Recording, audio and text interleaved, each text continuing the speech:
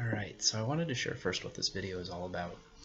In brief, it's a story about how God has come and interacted with the world, and it's a story about how he's interacted with me in order to fix the things that are wrong with both the world and with me.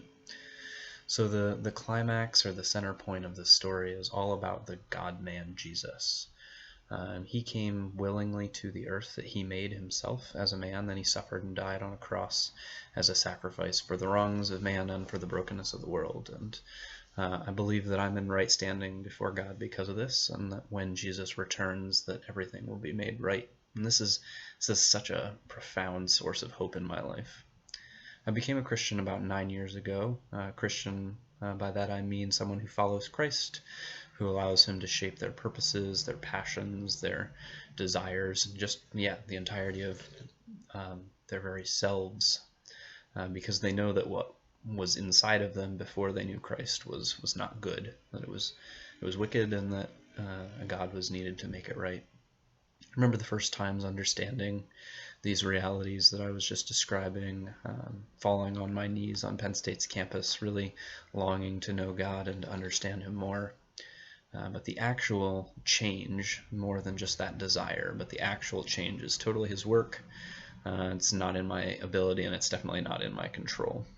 So I wanted to give you a little picture of what kind of the contrast before and since my encounter with Christ. Before, I was really driven to do important things, and now I feel motivated by what God finds important.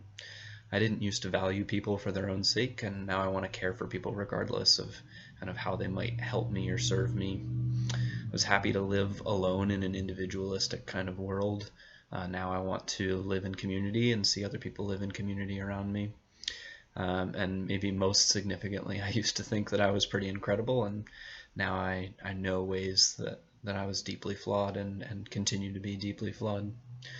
That list of contrasts could be a lot longer, but I could summarize the whole idea with a word that I used earlier, which is this idea of redemption. Redemption is one of my favorite words in understanding the work of God.